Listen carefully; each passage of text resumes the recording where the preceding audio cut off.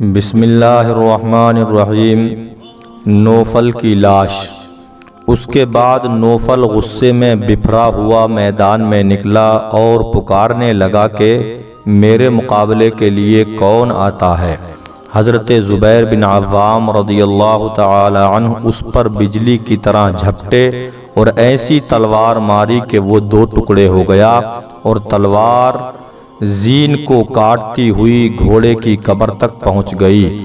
لوگوں نے کہا کہ اے زبیر، تمہاری تلوار کی تو مثال نہیں مل سکتی۔ آپ نے فرمایا کہ تلوار کیا چیز ہے، کلائی میں دم خم اور ضرب میں کمال چاہیے۔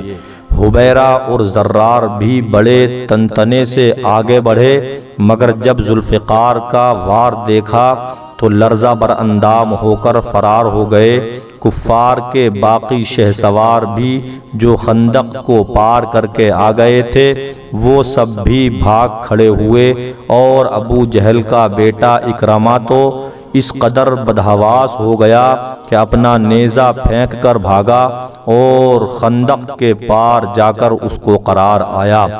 بعض مورخین کا قول ہے کہ نوفل کو حضرت علی رضی اللہ تعالی عنہ نے قتل کیا، اور بعض نے یہ کہا کہ نوفل حضور صلی اللہ تعالی علیہ وسلم پر حملہ کرنے کی غرض سے اپنے گھوڑے کو کدا کر خندق کو پار کرنا چاہتا تھا کہ خود ہی خندق میں گر پڑا اور اس کی گردن ٹوٹ گئی اور وہ مر گیا۔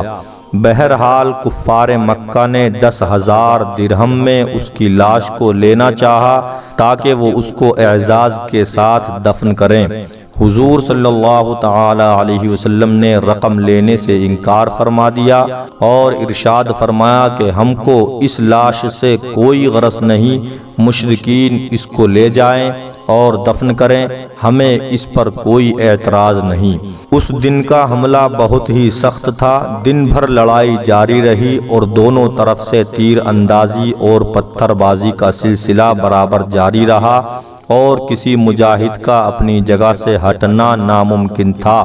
خالد بن ولید نے اپنی فوج کے ساتھ ایک جگہ سے خندق کو پار کر لیا اور بالکل ہی ناگہاں حضور صلی اللہ تعالی علیہ وسلم کے خیمہ اقدس پر حملہ آور ہو گیا، مگر حضرت اسید بن حضیر رضی اللہ تعالی عنہ نے اس کو دیکھ لیا اور 200 مجاہدین کو ساتھ لے کر دوڑ پڑے اور خالد بن ولید کے ساتھ دست بدست کی لڑائی میں ٹکرا گئے اور خوب جم کر لڑے، اس لیے کفار خیمہ اطہر تک نہ پہنچ سکے۔ اس گھمسان کی لڑائی میں حضور صلی اللہ تعالی علیہ وسلم کی نماز عصر قضا ہو گئی۔ بخاری شریف کی روایت ہے کہ حضرت عمر رضی اللہ تعالی عنہ جنگ خندق کے دن سورج غروب ہونے کے بعد کفار کو برا بھلا کہتے ہوئے بارگاہ رسالت میں حاضر ہوئے اور عرض کیا کہ یا رسول اللہ صلی اللہ تعالی علیہ وسلم، میں نماز عصر نہیں پڑھ سکا،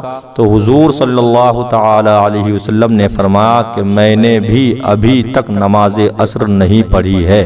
پھر آپ نے وادی بطحان میں سورج غروب ہو جانے کے بعد نماز عصر قضا پڑھی، پھر اس کے بعد نماز مغرب ادا فرمائی اور کفار کے حق میں یہ دعا مانگی کہ ملأ اللہ بیوتہم وقبورہم نارا کما شغولنا عن الصلاة الوسطی حتی غابت الشمس۔ ترجمہ: اللہ ان مشرکوں کے گھروں اور ان کی قبروں کو آگ سے بھر دے، ان لوگوں نے ہم کو نماز وسطی سے روک دیا یہاں تک کہ سورج غروب ہو گیا۔